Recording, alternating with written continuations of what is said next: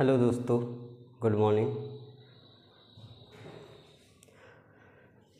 ज़िंदगी में कोई किसी का नहीं होता, ज़िंदगी में कोई किसी का नहीं होता।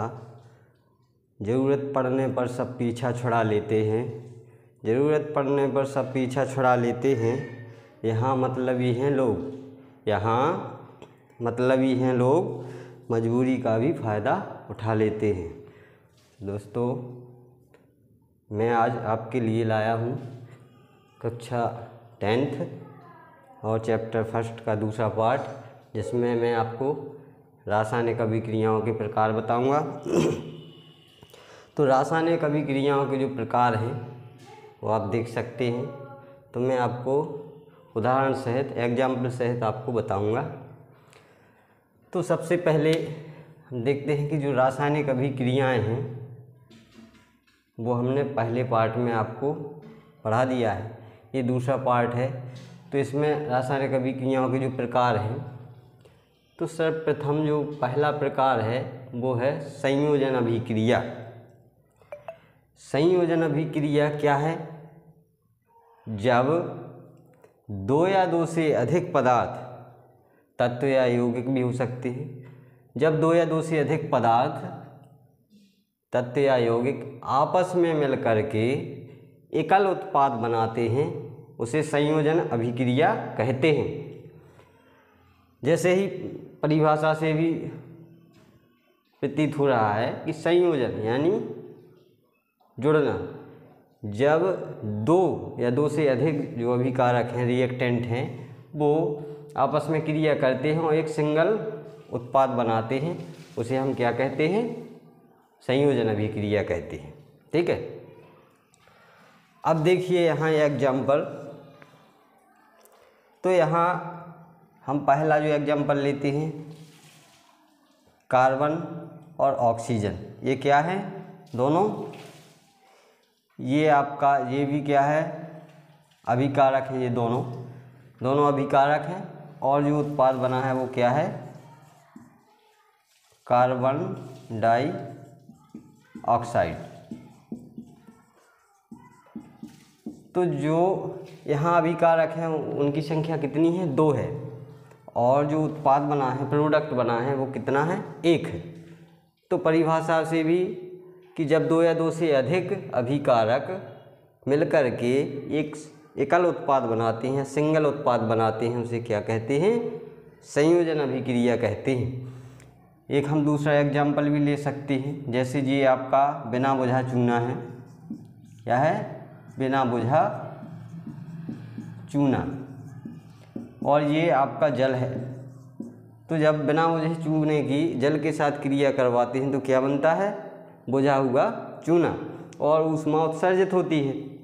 तो ये भी क्या है? 2 अभिकारक हैं और ये आपस में क्रिया करके क्या करते हैं? बुझा हुआ चूना बनाते हैं और ऊष्मा रिलीज हो जाती है। अच्छा, अब जो ऊष्मा इसमें रिलीज हुई है तो इसको हम क्या कह सकते हैं? ऊष्मा क्षेपी अभिक्रिया भी कह सकते हैं, क्योंकि जिसमें हम ऊष्मा बाहर से देते हैं जिस क्रिया में, उसको क्या कहते हैं? ऊष्मा शोषी। और जिसमें रिलीज होती है एनर्जी, उसको क्या कहेंगे? ऊष्मा क्षेपी अभिक्रिया। ठीक है।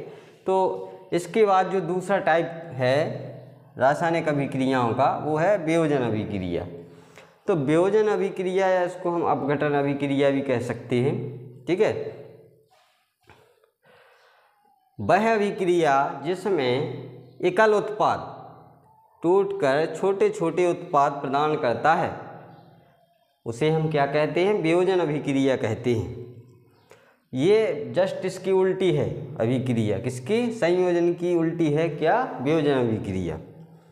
क्योंकि इसमें क्या था कि जब ये दो या दो से अधिक जो अभिकारक हैं वो आपस में क्रिया करके एकल उत्पाद बनाते हैं, किंतु जो वियोजन अभिक्रिया है इसमें जो एकल अभिकारक होता है, सिंगल अभिकारक, वो अपने अवयवी तत्वों में टूट जाता है या एक से अधिक उत्पादों में टूट जाता है।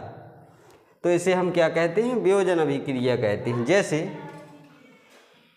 जैसे हमने यहाँ लिया फेरस सल्फेट। 2FeSO4 जे एस लिखा है, इसका मतलब है सॉलिड अवस्था में यानी ठोस अवस्था में है। जब इसकी क्रिया करवाई तो क्या हुआ, फेरिक ऑक्साइड Fe2O3 बना सॉलिड, और साथ में सल्फर डाइऑक्साइड और क्या बना, सल्फर ट्राइऑक्साइड बना है।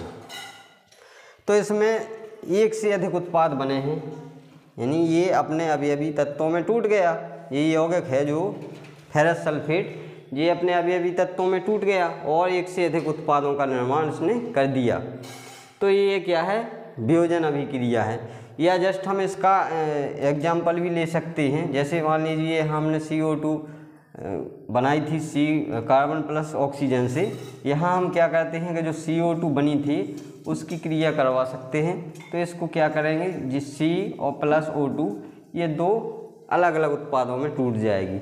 इसी प्रकार यदि हम जल का लें H2O और इसकी क्रिया होगी तो क्या होगा, H2 अलग हो जाएगा और प्लस O अलग हो जाएगा।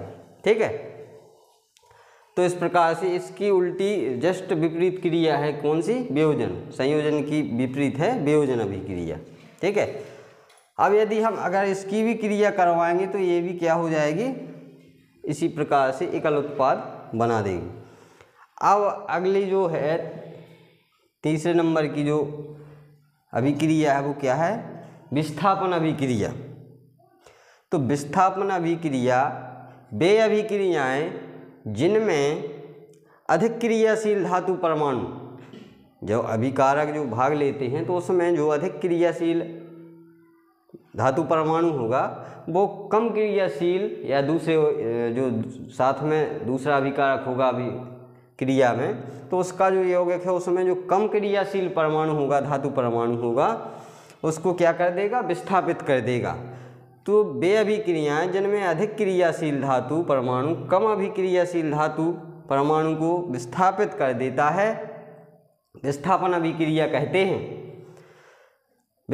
अब देखिए इसका एग्जाम्पल, यहाँ हमने लिया आयरन, यहाँ कॉपर सल्फेट।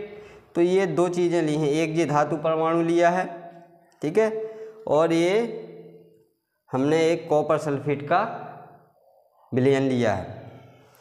अब यहाँ जब इन दोनों की क्रिया होती है तो यहाँ जो आयरन है ये आयरन किसको, कॉपर को यहाँ से विस्थापित कर देता है, इसको यहाँ से हटा देता है और इसका स्थान स्वयं ग्रहण कर लेता है।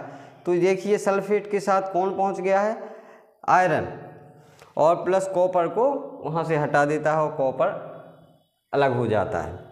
तो हम ऐसा भी कह सकते हैं कि वे रासायनिक अभिक्रियाएं जिसमें अधिक क्रियाशील धातु परमाणु दूसरे परमाणु को विस्थापित करके उसका स्थान स्वयं ग्रहण कर लेता है, उसे हम विस्थापन अभिक्रिया कहते हैं।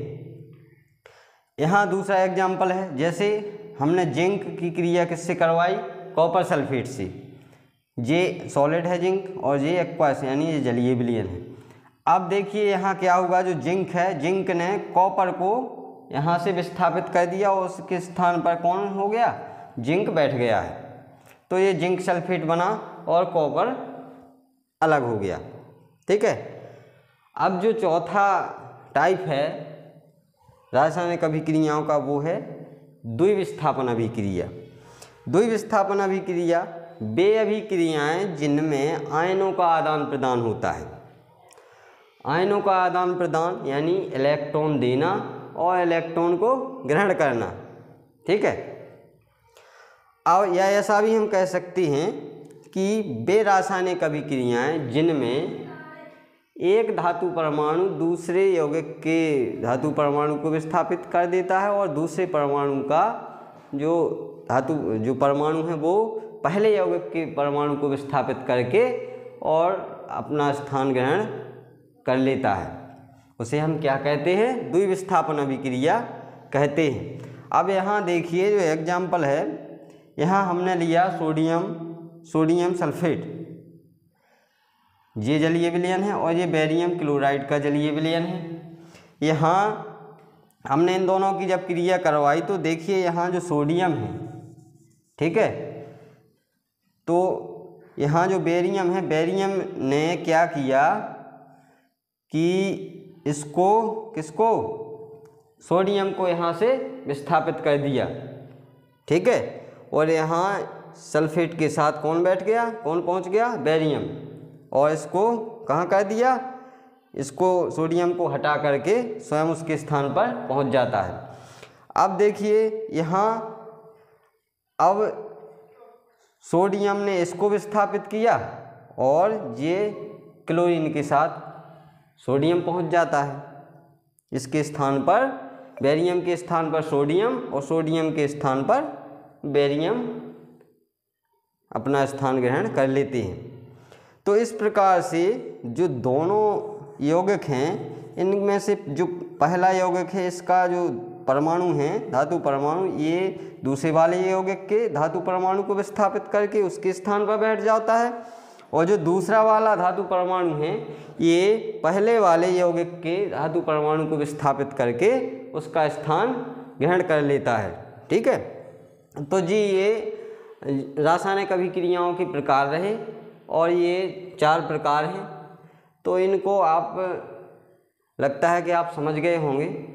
तो आपसे कहना है कि आप इसको वीडियो को पूरा देखें और इसके जो पहले का जो पार्ट है इसको भी देखें, ताकि आपको रासायनिक अभिक्रियाओं के बारे में समझ आ सके।